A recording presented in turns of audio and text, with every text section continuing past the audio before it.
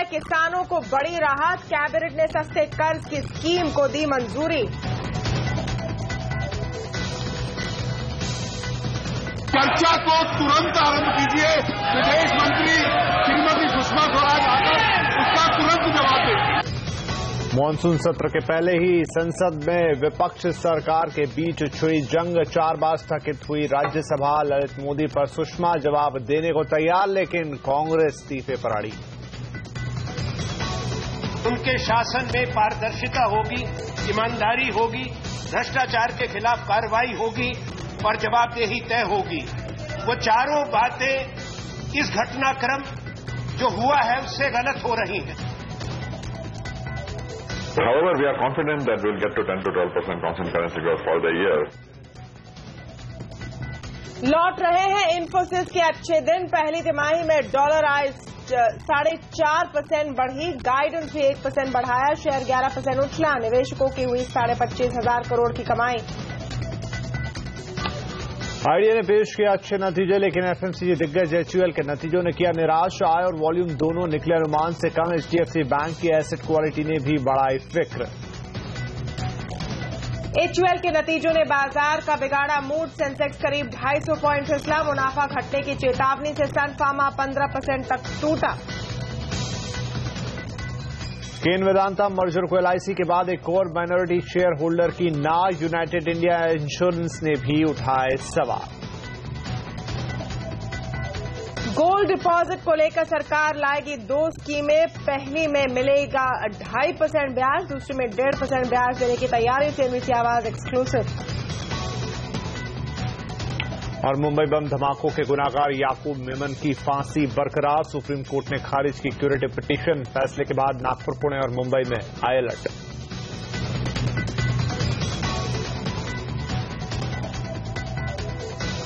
नमस्कार, आप देख रहे हैं आवाज एट 9। मैं हूं तमन्ना इनामदार दत्ता। नमस्कार, आपके साथ मैं हूं विपिन भट्ट। आगे बढ़ें उससे पहले कुछ और हेडलाइंस।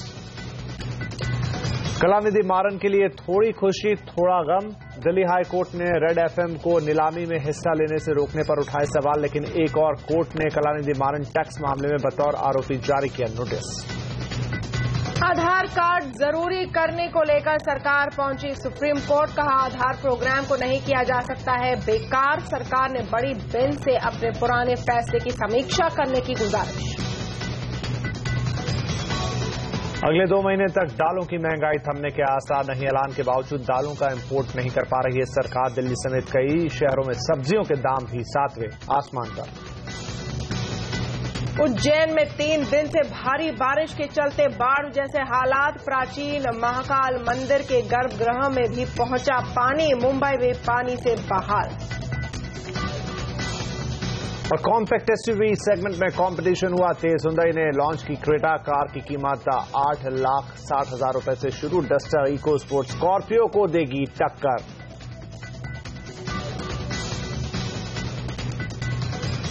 और शुरुआत करते हैं इस वक्त की बड़ी खबर के साथ। कैबिनेट ने किसानों को राहत देने के लिए सस्ते कर्ज की स्कीम मंजूर कर ली है, वहीं संशोधित स्पेशल इंसेंटिव पैकेज भी जारी रखा गया है। इस फैसले पर और बात करने के लिए हमारे साथ जुड़े हैं हमारे bureau chief Lakshman Roy. Lakshman, cabinet के फैसले की पूरी डिटेल क्या है और इससे किसानों के लिए कितनी बड़ी राहत की खबर है?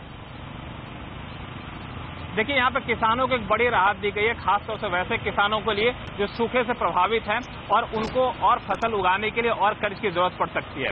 ऐसे किसानों के लिए ब्याज दर वापसी की स्कीम को मंजूरी दी गई है। इसका मतलब ये हुआ कि किसान जो भी कर्ज लेंगे उस पर जो ब्याज चुकाएंगे उस ब्याज का एक बड़ा हिस्सा सरकार उन्हें वापस कर देगी। हालांकि पहले भी किसानों को सस्ते में ब्याज दिया जाता है, लेकिन अब जो है ब्याज वापस करने से एक तरह का नहीं के बराबर उनको ब्याज चुकाना पड़ेगा। तो ये किसानों को बड़ी राहत कही जा रही है और खासतौर से ऐसे क्षेत्र के लिए जहां पर सूखे जैसे हालात है। इसका राजनीतिक फायदा आप देख सकते हैं कि बिहार जैसे क्षेत्रों में जहां पे पिछले कुछ दिनों तक 70% तक मानसून में कमी देखने को मिली, तो वहां किसानों को भी इसका एक बड़ा फायदा मिलेगा और सरकार कोशिश करेगी इसका राजनीतिक फायदा भी उठाने के लिए। दूसरा जो महत्वपूर्ण फैसला लिया गया है वो है मॉडिफाइड इंसेंटिव पैकेज को लेकर के। ये एक बहुत ही अहम पैकेज है मेक इन इंडिया के लिहाज से। जितने भी इलेक्ट्रॉनिक्स मैन्युफैक्चरिंग कंपनियां हैं हैं उनको सरकार समय समय पर रियायत देती है। जो भी निवेश करती हैं कंपनियां उनको सरकार टैक्स में छूट देती है। लेकिन ये सब जो इंसेंटिव पैकेज था वो इसी महीने की 27 जुलाई को ये पैकेज खत्म हो रहा था। अब इंडस्ट्री लगातार मांग कर रही थी कि इस पैकेज की मियाद को आगे बढ़ाया जाए, लेकिन अब तक सरकार की तरफ से कोई स्पष्ट संकेत नहीं मिले थे। लेकिन आज सरकार ने इस प्रस्ताव को मंजूरी दे दी है। ये खासतौर से इलेक्ट्रॉनिक्स कंपनियों के लिए, एसपीएल इन्फोसिस्टम जैसी कंपनियों के लिए, डी लिंक, डेटा लिंक जैसी जो कंपनियां हैं उनके लिए एक बड़ी राहत की खबर कही जा सकती है। ये दो बड़े फैसले कैबिनेट से निकलकर सामने आए हैं। जी बहुत शुक्रिया इन दोनों ही बड़े और महत्वपूर्ण फैसलों को हम तक लाने के लिए। और अब बात करेंगे बाजार और नतीजों की। नतीजों के लिहाज से मार्केट के लिए एक्शन पैक दिन था आज। निफ्टी की 6 दिग्गज कंपनियों ने अपने नतीजे आज पेश किए। कुछ ने निराश किया तो कुछ ने कमाल भी किया। इन्फोसिस ने निवेशकों की बल्ले बल्ले कर दी, वहीं एचडीएफसी बैंक और एचयूएल ने उम्मीदों पर पानी भी फेरा। आज के बड़े नतीजों पर बात करने के लिए अब हमारे साथ एक बड़ी टीम है। आवाज के रिसर्चर आशीष वर्मा, बैंकिंग एडिटर प्रदीप पंड्या और हमारे सहयोगी वरुण दुबे भी हमारे साथ हैं। तो यहां पर बात करते हैं इन्फोसिस के नतीजे की सबसे पहले, जहां उसने अपने नतीजों से एक बार फिर साबित कर दिया कि इन्फोसिस के अच्छे दिन आ रहे हैं।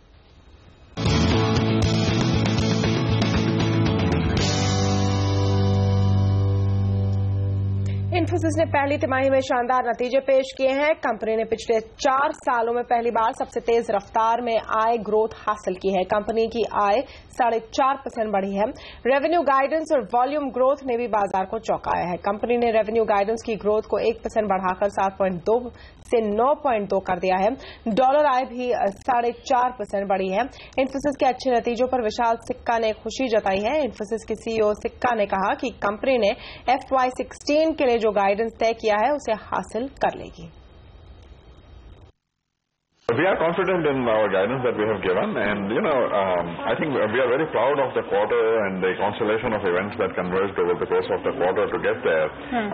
Quarters are volatile, animals, and you never know how these 90-day cycles turn out. However, we are confident that we'll get to 10 to 12% constant currency growth for the year. तो विशाल सिक्का काफी खुश, एक्साइटेड लगे अपने नतीजों को लेकर। बात करेंगे आशीष से, हमारा रिसर्चर। आशीष, बेसब्री से इंतजार था इन्फोसिस के नतीजों का और खुश भी कर दिया इन्होंने। ओवरऑल कैसा दिख रहा है आपको परफॉर्मेंस? अगर आपको खुश किया है तो ऑब्वियसली नतीजे अच्छे होंगे। ध्यान रखें, एग्जीक्यूशन पर इस बार स्ट्रीट का फोकस था और उस लिहाज से तो एक बड़ा प्लेजेंट सरप्राइज था इस नंबर में। अच्छे नंबर्स थे, मेरा मतलब है कहने का। एक बड़ी बीट थी आय में, डॉलर आय में, वॉल्यूम ग्रोथ में। इनफैक्ट जो कांस्टेंट करेंसी की हम बात करते हैं उस फ्रंट पे तो टीसीएस से बेहतर परफॉर्मेंस इन्फोसिस ने इस बार क्लॉक किया है।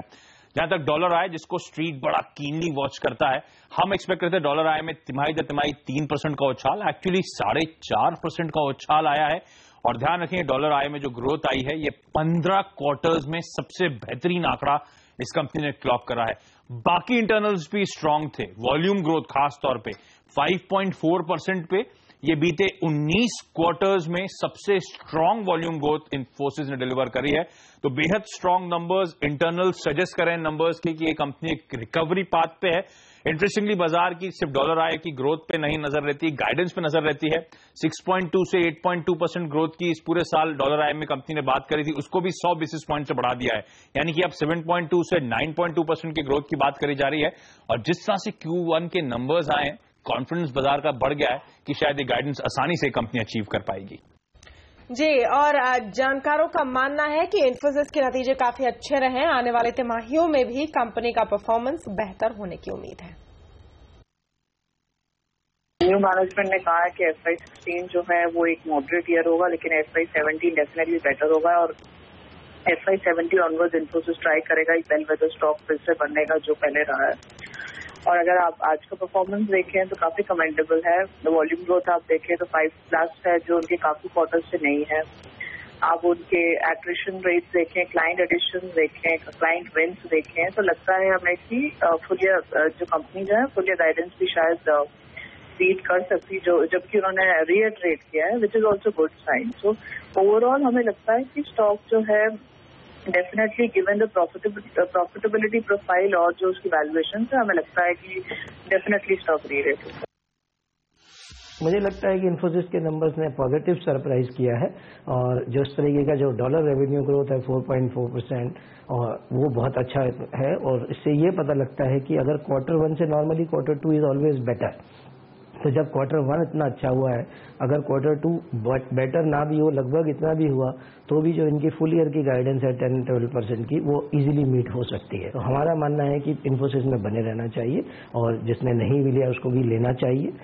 हमारा टारगेट 1188 का है अभी और वो आगे अगर सेकेंड क्वार्टर में नंबर इसी तरह पॉजिटिव सरप्राइज किए तो वो आगे बढ़ाया भी जा सकता है। नंबर्स आए हैं बिल्कुल इनलाइन है, गाइडेंस इनलाइन है, एवरीथिंग एक्सपेक्टेड और जो स्टॉक है वो फुली वैल्यूड है। तो स्टॉक एप्रिसिएशन और सेक्युलर ट्रेंड्स बिल्कुल मिसिंग है। कंपनी जो उनके हाथ में है जितना वो कर सकते हैं वो सब कर चुके हैं, लेकिन ये ट्रांसफॉर्मेशन थोड़ा टाइम लगेगा। स्टॉक ऊपर नीचे जाएगा, नंबर्स ऊपर नीचे जाएंगे, कंसिस्टेंसी नहीं होगी क्योंकि एनवायरमेंट में बहुत वॉलेटिलिटी है, कस्टमर में वॉलेटिलिटी है, टेक्नोलॉजी में वॉलेटिलिटी है, आपके ऑपरेशन में वॉलेटिलिटी है, कस्टमर जैसे पैसे किस प्रोजेक्ट को देगा, हर एक जगह वॉलेटिलिटी है। आप आराम से स्टॉक नहीं बैठ सकते क्योंकि काफी चीजें आगे पीछे घूम रही हैं। इधर दिग्गज एफएमसीजी कंपनी एचयूएल के नतीजे ने बाजार को निराश किया है। एचयूएल की आमदनी मुनाफा उम्मीद से कम रहे हैं, हालांकि मार्जिन और वॉल्यूम ग्रोथ उम्मीद के मुताबिक रहे हैं। तो वरुण से बात करेंगे। वरुण, एचयूएल के नतीजों को अब हम कैसे देखें? निराश तो किया ही है इसने मार्केट्स को। देखिए, नतीजे तो ठीक ठाक ही रहे हैं। दो इंपॉर्टेंट फिगर्स है जिसपे हमारी नजर थी, एक है वॉल्यूम ग्रोथ, दूसरा है मार्जिन्स, और दोनों ही फ्रंट पे कंपनी ने हमारी उम्मीद के मुताबिक या उम्मीद से अच्छा ही डिलीवर किया है। हमारी उम्मीद थी कि 6 से 7% की वॉल्यूम ग्रोथ देखने मिलेगी, 6% की वॉल्यूम ग्रोथ कंपनी ने डिलीवर की है। हमारा अनुमान था कि मार्जिन्स में करीब आपको 90 से 100 बेसिस पॉइंट की बढ़त देखने मिलेगी, लेकिन इससे काफी ज्यादा करीब 150 बेसिस पॉइंट की बढ़त कंपनी के मार्जिन्स में देखने मिली और कहीं ना कहीं जो कमोडिटी की कीमतें गिरी है उसका फायदा कंपनी को मिला है। इसके लिए मार्जिन्स कंपनी के 17.06% से बढ़ के 18.59% पे आए हैं, जो कि काफी बेहतर है। मुनाफा आपको on the face of it ये देखने मिलेगा कि फ्लैट है, लेकिन पिछले साल इसी तिमाही में 106 करोड़ का अतिरिक्त कंपनी को फायदा हुआ था। अगर उसे आप एडजस्ट करें तो कंपनी का जो मुनाफे का फिगर है वो हमारे उम्मीद से काफी बेहतर यहां नजर आ रहा है। सेगमेंटल परफॉर्मेंस की बात करें तो सभी सेगमेंट में कंपनी ने अच्छा परफॉर्मेंस किया है। सिर्फ पैकेज गुड सेगमेंट में कंपनी के जो मार्जिन है उसमें एक हिट देखने मिला है, लेकिन जो सबसे बड़ी प्रॉब्लम थी वो थी कंपनी की कमेंट्री, जिसने दरअसल बाजार को निराश किया। कंपनी का यह कहना था कि जो वॉल्यूम ग्रोथ कंपनी को देखने मिली है, दरअसल कंपनी ने काफी सारे प्राइस कट किए हैं, इसके कारण कंपनी को ये वॉल्यूम ग्रोथ देखने मिली और आगे जाके भी जो प्राइसिंग एनवायरनमेंट है उसमें दबाव बना रहेगा। सिर्फ यही नहीं, कंपनी का ये भी कहना था कि जो रूरल डिमांड है उसमें यहाँ कुछ धीमापन देखने मिल रहा है। इसके अलावा जो एक्साइज बेनिफिट्स कंपनी को मिलते थे काफी सारे अपनी फैक्ट्रीज में, वो अब मिलना बंद हो गए, जिसका इंपैक्ट कंपनी के ग्रोथ में देखने मिला है और आने वाले 2 क्वार्टर में भी इसका इंपैक्ट आपको देखने मिलेगा। और मैनेजमेंट की यही कमेंट्री दरअसल बाजार को पसंद नहीं आई और इसके लिए आपको इस काउंटर में आज दबाव देखने मिला है। हालांकि कंपनी का कहना है कि आगे सस्ते क्रूड का फायदा कंपनी को मिलेगा। Looking ahead, in the near term, improved market growth is dependent on rural. Commodity costs are expected to continue to remain benign, which means price growth will be an area where we will see deflation in the going quarters as well. That's what we see. Phasing out of fiscal benefits will continue for another couple of quarters. The impact of that will come for another couple of quarters. And therefore, in this kind of a context, we remain focused on sustaining profitable volume-led growth. इधर HDFC के नतीजे भी उम्मीद पर खरे नहीं उतरे। पहली तिमाही में एचडीएफसी बैंक के एनआईएम में कमी आई है। एचडीएफसी बैंक के नतीजों पर और बात करने के लिए बैंकिंग एडिटर प्रदीप पंड्या जुड़े हैं हमारे साथ। प्रदीप, एचडीएफसी बैंक के नतीजे उम्मीद से कमजोर आए हैं, क्या कारण रहे इसके पीछे? कमजोर इस लिहाज से आप कह सकते हैं कि एसेट क्वालिटी के मामले में जहां एचडीएफसी बैंक हमेशा से ही बेहतर रहा है, उस पर थोड़ा सा दबाव देखने को मिला है। मामूली बढ़ोतरी आप नेट और ग्रॉस एनपीए में देख रहे हैं, लेकिन इसमें ज्यादा चिंता की बात होगी जिस तरह से प्रोविजनिंग का दबाव बढ़ता हुआ नजर आया है। पिछले साल की दूसरी छमाही में एचडीएफसी बैंक ने अपना कुल प्रोविजन करीब करीब डबल कर दिया था और अगर आप उस रन रेट के हिसाब से देखें तो 500-550 करोड़ के सामने आप 750 करोड़ तक फिर से एक 40-50% का जंप देख रहे हैं, जो कि थोड़ी चिंता की बात है। लगातार प्रोविजनिंग का दबाव जो बढ़ता जा रहा है उसका असर जरूर आपको मुनाफे पर आता हुआ दिखाई देगा, तो उस लिहाज से ये एक नेगेटिव बाजार को दिखता है। दूसरी तरफ अगर आप देखें तो बेस रेट में कटौती की थी 15 बेसिस पॉइंट की, उसका इंपैक्ट आपको मार्जिन में साफ तौर पर नजर आ रहा है। एनालिस्ट ये मान के चल रहे थे कि चूंकि इक्विटी रेस की है तो शायद दबाव देखने को ना मिले ज्यादा, लेकिन वहां पर भी अगर आपको दबाव आता हुआ दिखाई दिया है तो इससे ये साफ तौर पे संकेत आ रहा है कि कहीं ना कहीं चूंकि डिमांड बिल्कुल नहीं है तो दरअसल जिस रेट पे लेंडिंग हो रही है शायद काफी हद तक रेट कम करने की जरूरत है, जो टिकट रेट है या जो कार्ड रेट है उसके अलावा भी। तो ये भी संकेत बाजार को पसंद नहीं आए हैं और जाहिर है अगर मार्केट लीडर जो सबसे बेहतरीन क्वालिटी का बैंक माना जाता है अगर वहां पे थोड़ी भी कमजोरी नजर आए तो दूसरे बैंकों के लिए तो इससे बहुत ही बुरे संकेत जाते हैं। जी बहुत शुक्रिया प्रदीप, आशीष और यहाँ पर वरुण आपका भी। और ये था सब कुछ रिजल्ट्स के बारे में। और इधर आइडिया की पहली तिमाही के नतीजे आपको बता दें कि अच्छे रहे हैं। तिमाही आधार पर कंपनी का मुनाफा अनुमान से बढ़कर 942 करोड़ पे पहुंचा है, तो वहीं आय में भी बढ़ोतरी दर्ज हुई है। कंपनी के मार्जिन्स भी सुधर गए हैं, साथ ही डेटा वॉल्यूम में भी हमने एक बढ़त देखी है। कंपनी के मैनेजमेंट ने नतीजों पर खुशी भी जाहिर की है। We are almost at the cusp of a mobile data revolution. There is, in fact, we believe there is there's just about starting data revolution, just about starting, and it will start to yield maximum results in the period 2018 to 2025, and that's why we will roll out our 3G and 4G services depending on how consumer demands. और can India के पहली तिमाही के नतीजे काफी अच्छे रहे। Company तिमाही आधार पर घाटे से मुनाफे में आ गई। कंपनी को 835 करोड़ रुपए का मुनाफा हुआ है। हालांकि कंपनी की आय में करीब 2% की गिरावट आई है। वहीं कैन इंडिया का मार्जिन सुधरा है।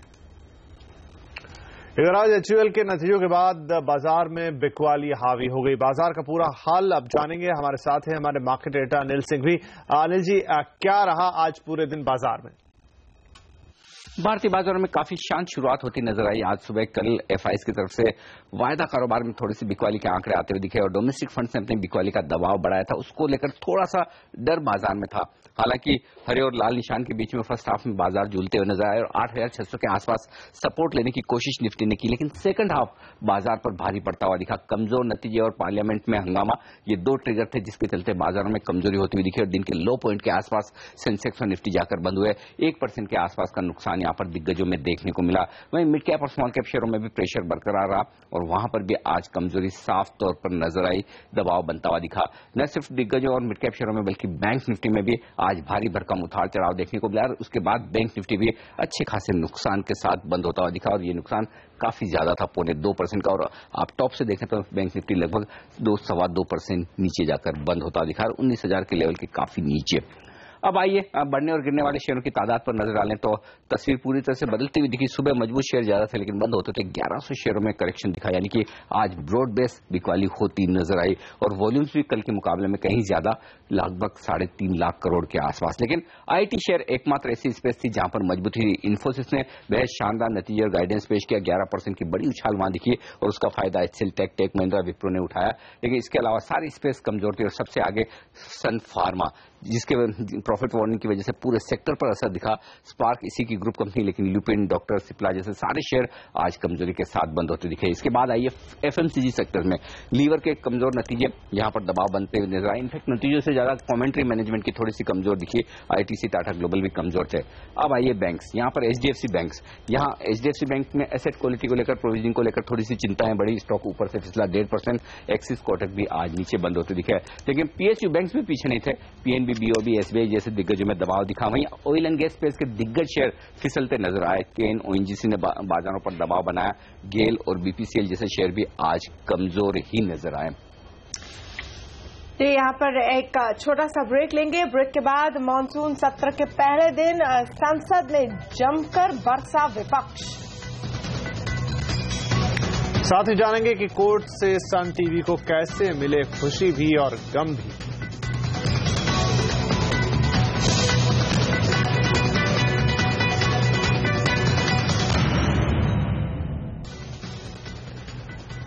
अब बात करेंगे मॉनसून सत्र के पहले दिन संसद में हुए हंगामे की।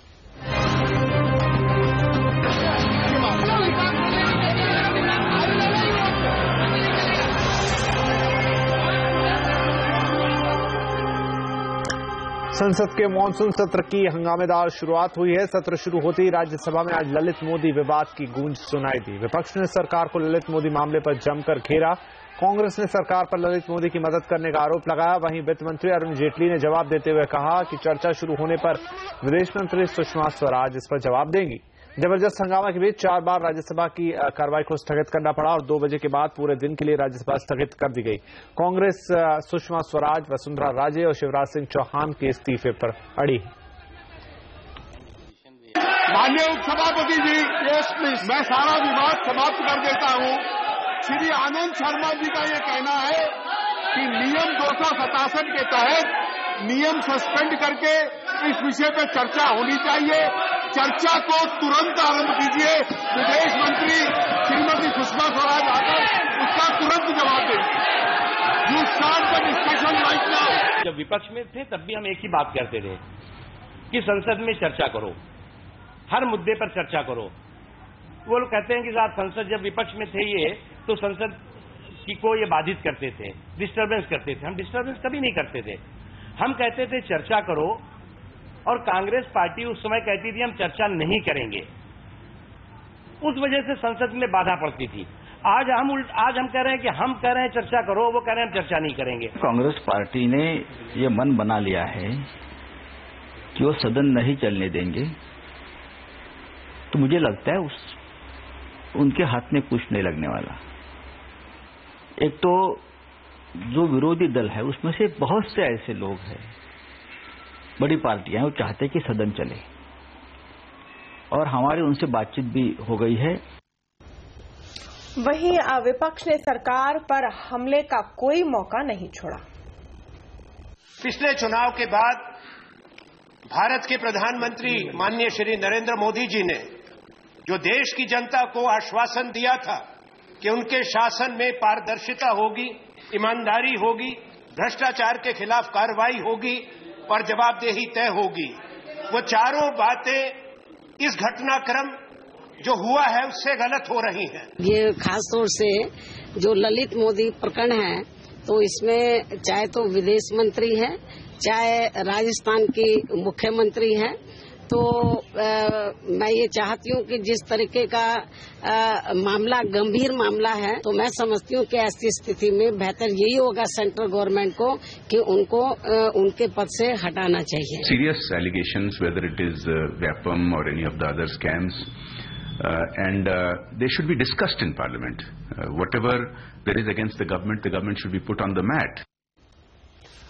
इससे पहले प्रधानमंत्री नरेंद्र मोदी ने मानसून सत्र में विपक्ष से रचनात्मक सहयोग की अपील की। उन्होंने उम्मीद जताई कि मानसून सत्र पिछले सत्र से ज्यादा कामयाब रहेगा।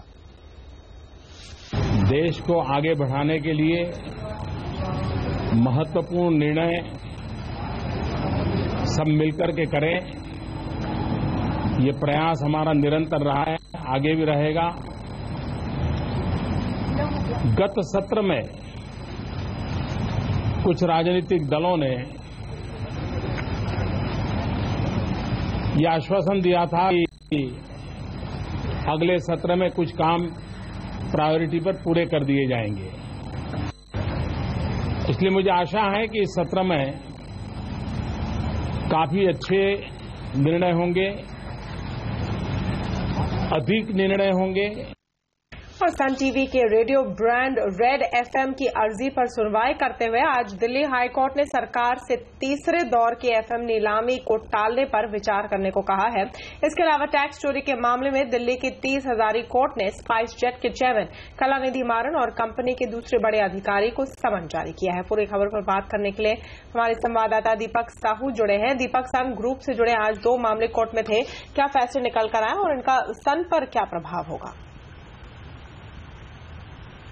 जी देखिए, पहले फैसले में सन टीवी के जो रेडियो चैनल है रेड एफएम, उसकी जो तीसरी नीलामी के तहत सरकार ने उसकी अर्जी ठुकरा दी है, उसको नीलामी से बाहर रखने का आदेश जारी किया था। उस पर सुनवाई करते हुए दिल्ली हाईकोर्ट ने बड़ी राहत यहाँ पर सन टीवी को दी है। दिल्ली हाईकोर्ट ने स्पष्ट यहाँ पर कहा है कि जो भी यहाँ पर सिक्योरिटी क्लियरेंस के तहत जो है यहाँ पर रेड एफएम को नीलामी से बाहर रखने का आदेश दिया है, वो अपने आप में ही उस सिक्योरिटी क्लियरेंस का जो पूरा ओवरऑल कॉन्सेप्ट है वो स्पष्ट नहीं है। और कहीं ना कहीं इसमें सरकार पर एक सवाल निशान उठाते हुए दिल्ली हाईकोर्ट ने यह भी कहा है कि कहीं सरकार जो इस पर एक ओवरऑल पक्षपात कर सकती है और ओवरऑल उसमें एक आरोप लगाया है कि सरकार सिक्योरिटी क्लियरेंस के बहाने लोगों को उससे दूर रख रही है लाइसेंस के जरिए। तो कहीं ना कहीं बड़ी राहत है यहाँ पर। और यहाँ पर सन टीवी के तरफ से आर्गुमेंट पेश करते हुए ये भी कहा गया है कि जो भी केसेस यहाँ पर एयरसेल और मैक्सिस के का चल रहा है वो इकोनॉमिक नेचर का है, उसको एक तरह से माध्यम बनाते हुए सिक्योरिटी क्लियरेंस डिनाई नहीं कर सकता है यहाँ होम मिनिस्ट्री। तो कुल मिला के हाईकोर्ट से काफी अच्छी यहाँ पर सपोर्ट मिलती नजर आ रही है और कल यहाँ पर सरकार अपनी जो है यहाँ पर वो रिप्लाई दाखिल करेगी। और इसमें कुल मिला के आज जो यहाँ पर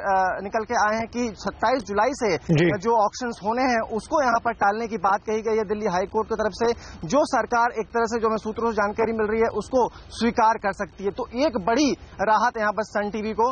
दूसरी सबसे अहम फैसले में दिल्ली के 30 हजारी कोर्ट ने एक मामले में जब स्पाइस जेट के चेयरमैन कलानिधि मारन हुआ करते थे उस समय एक टैक्स इवेजन का मामला है, करीब 147 करोड़ का टैक्स इवेजन टीडीएस नहीं चुकाया गया इनकम टैक्स डिपार्टमेंट को। तो इस मामले में 21 अगस्त तक कंपनी के चेयरमैन और मैनेजिंग डायरेक्टर को समन भेजा गया और हाईकोर्ट में 30 हजारी। शुक्रिया दीपक ये डिटेल्स के लिए, लेकिन बने रहिए हमारे साथ और जानकारी के लिए एक छोटा सा ब्रेक लेंगे। ब्रेक के बाद आप का सोना कैसे कराएगा आपको फायदा, ये बताएगा। और अगले 2 महीने तक दालों की महंगाई भी थमने का यहां पर आसार नहीं। दिल्ली समेत कई शहरों में सब्जियों के दाम भी पहुंच गए हैं 7वें आसमान पर। लेंगे एक रियलिटी चेक।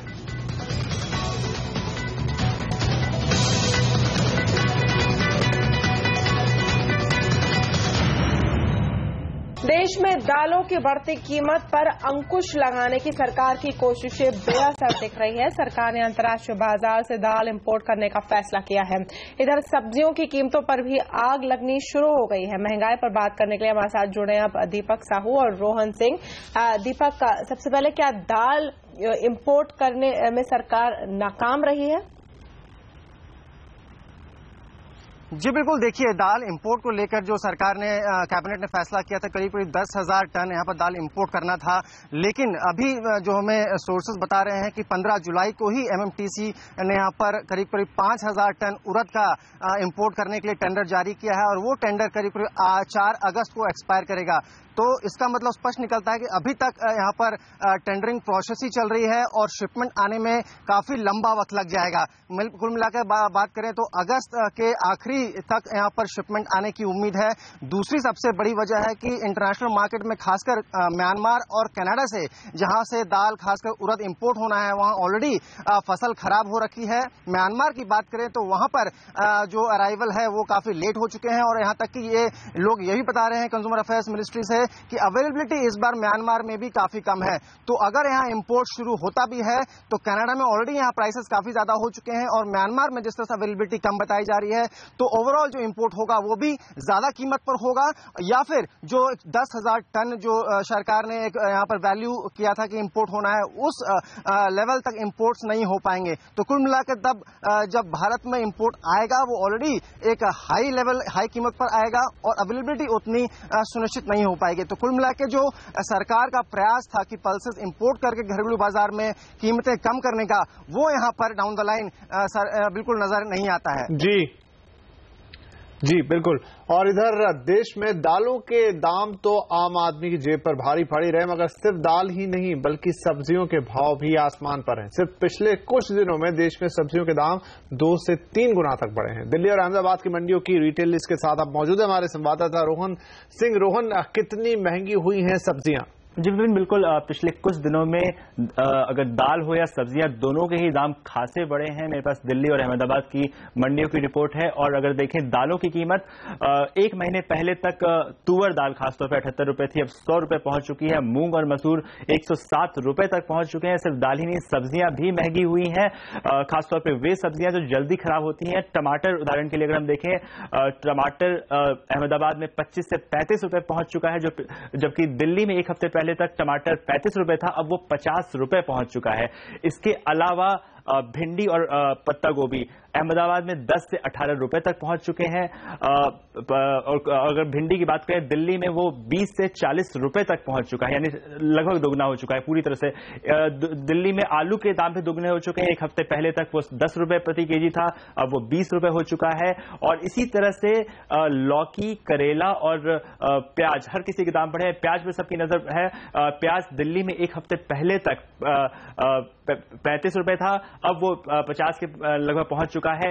ठीक इसी तरह से अहमदाबाद में जो कि 25 रुपए था वो 35 रुपए तक पहुंच चुका है, तो लगभग 1/3 वृद्धि हुई है। तो सरकार भले ही कंटीजेंसी प्लान का दावा कर रही हो, लेकिन मंडी की स्थिति यह है, मंडी की ग्राउंड रिपोर्ट यह है कि महंगाई रुकने का नाम नहीं ले रही है।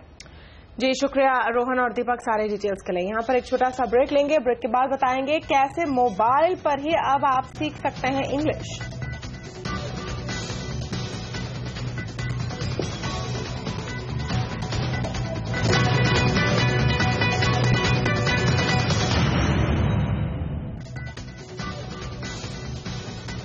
आज हर तरफ बात हो रही है स्टार्टअप्स की। स्टार्टअप ने कैसे बदल दिया लाइफस्टाइल से लेकर बिजनेस के तौर तरीकों को, हम बताएंगे आपको स्टार्टअप की दुनिया की हर हलचल और ट्रेंड अपनी खास सीरीज स्टार्टअप न्यूज में।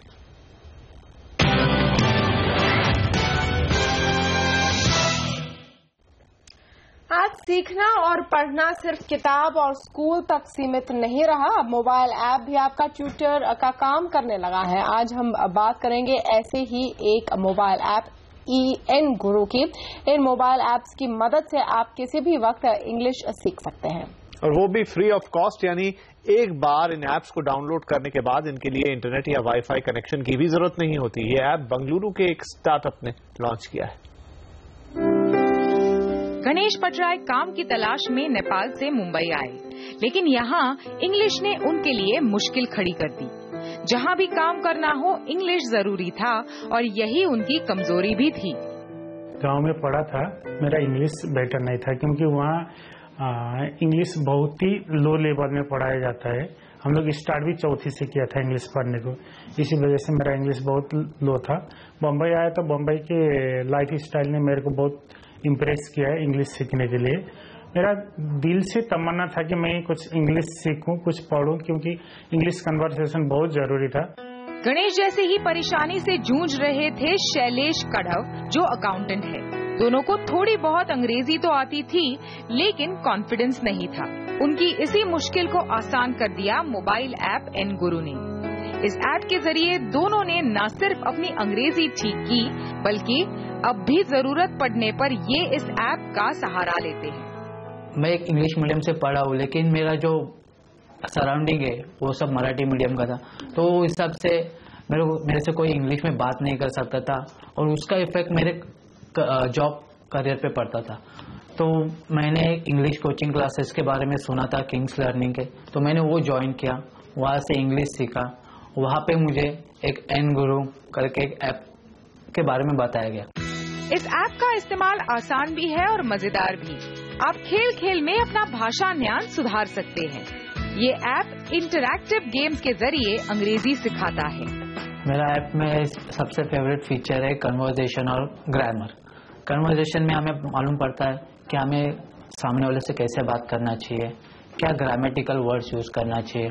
ऐप में ये फैसिलिटी है कि मैं कभी भी वो ऐप को डाउनलोड करने के बाद, चाहे मैं ट्रैवल करूं या मैं घर में बसूं, मेरी फ्री टाइम में मैं वो ऐप को यूज कर सकता हूं और उससे मैं सीख पाता हूं। एन गुरु को बनाया है बैंगलोर के स्टार्टअप किंग्स लर्निंग ने। किंग्स लर्निंग के फाउंडर ताहेम का कहना है कि 2 महीने में 70,000 लोग इसे डाउनलोड कर चुके हैं।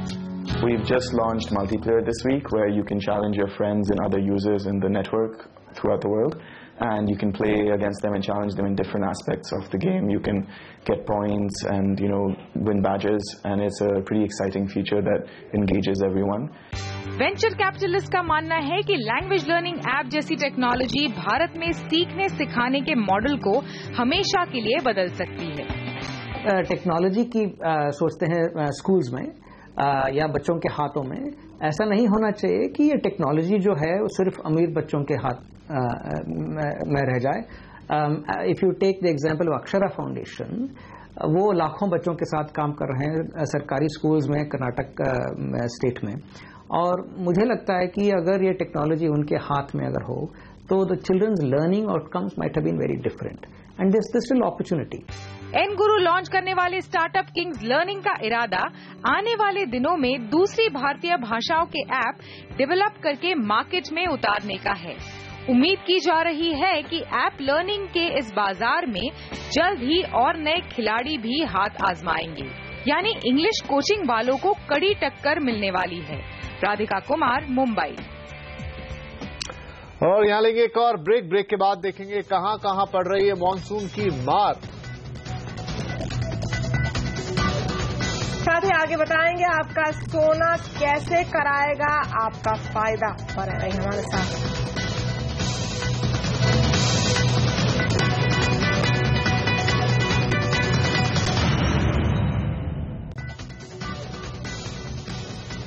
आज हर तरफ बात हो रही है स्टार्टअप्स की। स्टार्टअप ने कैसे बदल दिया लाइफस्टाइल से लेकर बिजनेस के तौर तरीकों को। हम बताएंगे आपको स्टार्टअप की दुनिया की हर हलचल और ट्रेंड अपनी खास सीरीज स्टार्टअप न्यूज में।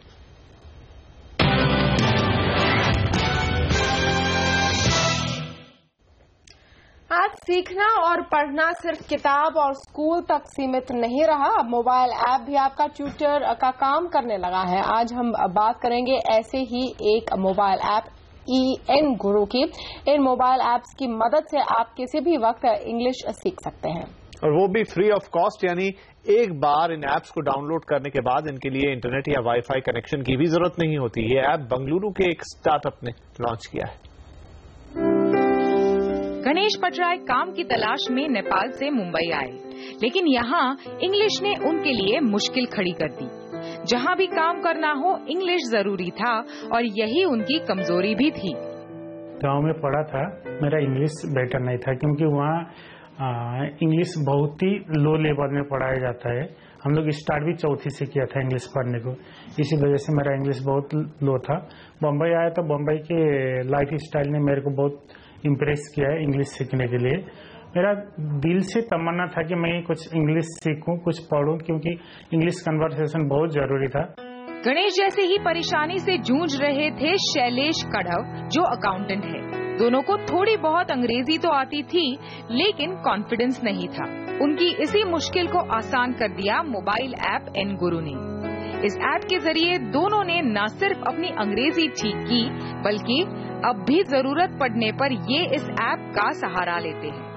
मैं एक इंग्लिश मीडियम से पढ़ा हूँ, लेकिन मेरा जो सराउंडिंग है वो सब मराठी मीडियम का था, तो उस हिसाब से मेरे से कोई इंग्लिश में बात नहीं कर सकता था और उसका इफेक्ट मेरे जॉब करियर पे पड़ता था। तो मैंने इंग्लिश कोचिंग क्लासेस के बारे में सुना था किंग्स लर्निंग के, तो मैंने वो ज्वाइन किया, वहाँ से इंग्लिश सीखा। वहाँ पे मुझे एक एन गुरु करके एक ऐप के बारे में बताया गया। इस ऐप का इस्तेमाल आसान भी है और मजेदार भी। आप खेल खेल में अपना भाषा ज्ञान सुधार सकते हैं।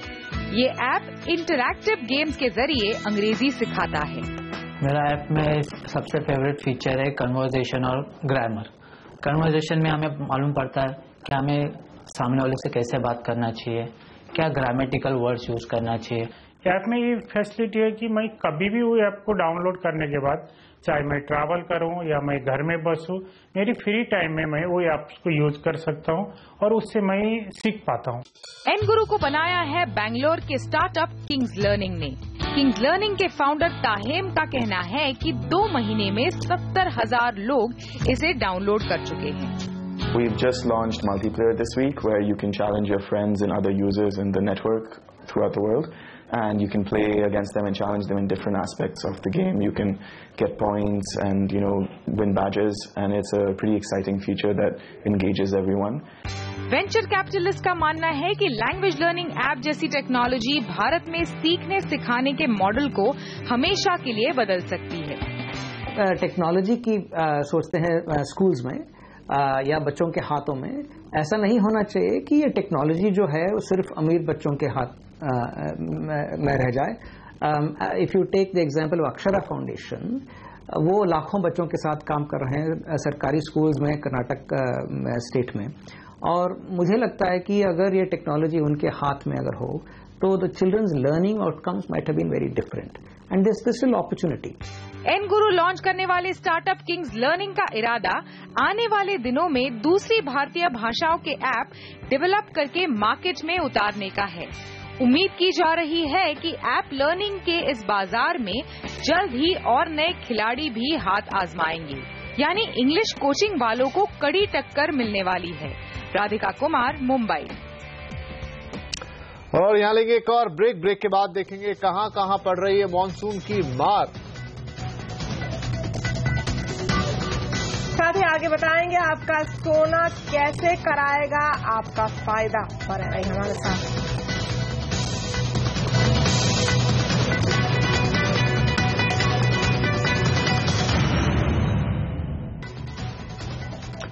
कॉल ड्रॉप के मसले पर ट्राई ने सख्त रुख अपनाया है। टेलीकॉम रेगुलेटर ट्राई का मानना है कि कॉल ड्रॉप की परेशानियों को लेकर टेलीकॉम कंपनियां गंभीर नहीं हैं। टीआरआई ने कहा है कि भारती एयरटेल, मुंबई और टाटा टेलीकॉम दिल्ली ही तय मानकों का पालन कर रही हैं। गौरतलब है कि अगर मानकों के आधार पर देखें तो कॉल ड्रॉप रेट 2% से भी कम होना चाहिए।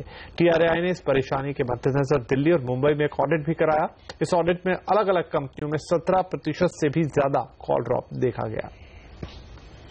और सरकार ने आज ये साफ किया कि हवाई टिकटों की प्रेडेटरी प्राइसिंग को रोकने के लिए कोई मैकेनिज्म तैयार करने का फिलहाल प्रस्ताव नहीं है। विमानन राज्य मंत्री महेश शर्मा ने आज राज्यसभा में ये जानकारी दी। उन्होंने कहा कि सरकार हवाई टिकटों के किराए तय करने में किसी तरह का दखल नहीं देती है और ये एविएशन मार्केट पर निर्भर करता है कि हवाई किराए किस स्तर पर होंगे। गौरतलब है कि खुद महेश शर्मा पहले ऐसे बयान देते रहे कि उनका मंत्रालय प्रेडेटरी प्राइसिंग रोकने के कदम उठा सकता है। हालांकि सूत्रों से मिली जानकारी के मुताबिक इस मुद्दे पर विमानन मंत्री अशोक गजपति राजू और महेश शर्मा के विचार अलग अलग हैं। हमें यह भी जानकारी मिली है कि मंत्रालय ने एयरलाइंस को कहा कि हवाई टिकटों की कीमत किसी भी सूरत में औसत से 3 गुना से ज्यादा नहीं होनी चाहिए।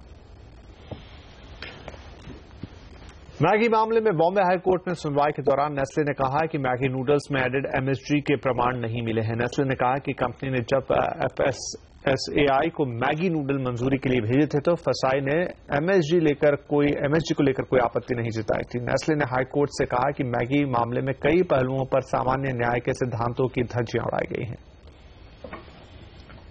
उधर खाद्य मंत्री रामविलास पासवान से फसाई का बचाव करते हुए उन्होंने कहा कि अगर फसाई के पास कोई शिकायत आती है तो जांच करना जरूरी है। इसके पहले फूड प्रोसेसिंग मंत्री हरसिमरत कौर बादल ने कहा था कि ये फसाई कंपनियों में डर फैला रहा है। FSSAI के पास में कोई शिकायत आती है, आप ही का बच्चा है और आप क्या कहते हैं कि आप क्या कहते हैं कोई आपका बच्चा किसी कारण से मान लेते हैं कि बीमार पड़ जाता है, कुछ हो जाता है और उसमें जब शिकायत आती है इसके कारण से हुआ है उसकी जांच करना तो जरूरी है। अब जांच करने का मतलब थोड़े है कि आपको कोई सर्टिफिकेट दे दिया गया है कि आप खराब कंपनी है या अच्छा कंपनी है।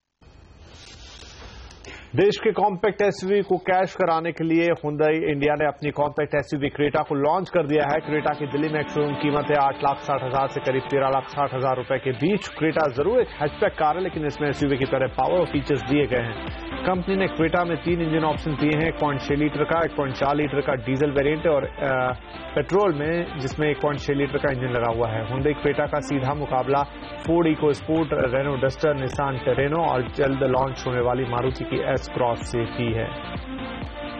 हुंडई क्रेटा के बारे में हमारे सहयोगी मुग्धा मिश्रा ने बात की कंपनी के सेल्स हेड मार्केटिंग के senior vice president Rakesh Srivastava से। जहां तक है प्रोडक्ट्स के बारे में बात है, कंपटीशन के बारे में बात है, हमारा जो फोकस होता है वो हमारा कस्टमर होता है और हमारी जो है हरदम यही स्ट्रैटेजी होती है और आशा होती है कि to be the most loved and trusted brand in India, जो कंटिन्यूअसली हमारी कोशिश होती है। और आज के ज़माने में अगर हम देखें तो Hyundai is one among the top 2 rated trusted brands in India. And जिस तरीके से मैंने कहा था आपको पहले कि जो है ये एक परफेक्ट एसयूवी है और ये एक ग्लोबल एसयूवी है। ये जो है इसका जो क्वालिटी अगर पैरामीटर देखें, ये बैक्ड है by way of 3 years unlimited warranty. ये पहली बार इंडियन ऑटो इंडस्ट्री में हो रहा है कि 3 years अनलिमिटेड वारंटी हमने इंट्रोड्यूस की है। वो सिग्निफाई करता है कि इस प्रोडक्ट की क्वालिटी को। आपने कहा ये जो प्राइसिंग आज आपने डिस्क्लोज की वो इंट्रोडक्टरी प्राइस है, so would you be increasing the price very soon? हमारी कोशिश होगी सबसे पहले कि ज्यादा से ज्यादा गाड़ियां बना करके अपने कस्टमर्स तक लेकर के जाएं और उनको जो है एक ऑप्शन दें जिससे कि जो है वो एक ग्रेटर लाइफ लिव कर सके and have a brilliant life. और प्राइसेस जो है इंट्रोडक्टरी है, समय अनुसार इसके ऊपर कॉल लिया जाएगा। ASCI यानी advertising standard council of India ने 114 विज्ञापनों को रोकने का आदेश दिया है। ASCI ने इन विज्ञापनों को भ्रामक बताते हुए इन्हें रोकने को कहा है। ASCI को कुल 144 विज्ञापनों के खिलाफ शिकायतें मिली थी, जिनमें से 114 भ्रामक पाई गई हैं। इन 114 विज्ञापनों में से 60 पर्सनल और हेल्थ केयर कैटेगरी की हैं और 30 विज्ञापन एजुकेशन कैटेगरी की हैं। इनमें 8 एड्स फूड और बेवरेज कैटेगरी के हैं। इनमें कई नामी कंपनियों के एड्स शामिल है। कोलगेट पामोलिव का Colgate sensitive pro relief animal repair campaign, Vodafone का फास्टेस्ट 3G नेटवर्क और share photos 43% faster campaign, idea internet network, भारतीय एयरटेल का स्ट्रीम वीडियोज 26% फास्टर और battery last 8% long on Airtel जैसे दावों को ASCI ने गलत माना है।